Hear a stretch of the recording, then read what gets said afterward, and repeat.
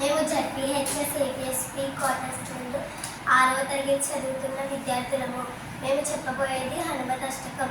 మా class teacher MV Ramalakshmi madam గారు. శ్రీ రఘురాజ పద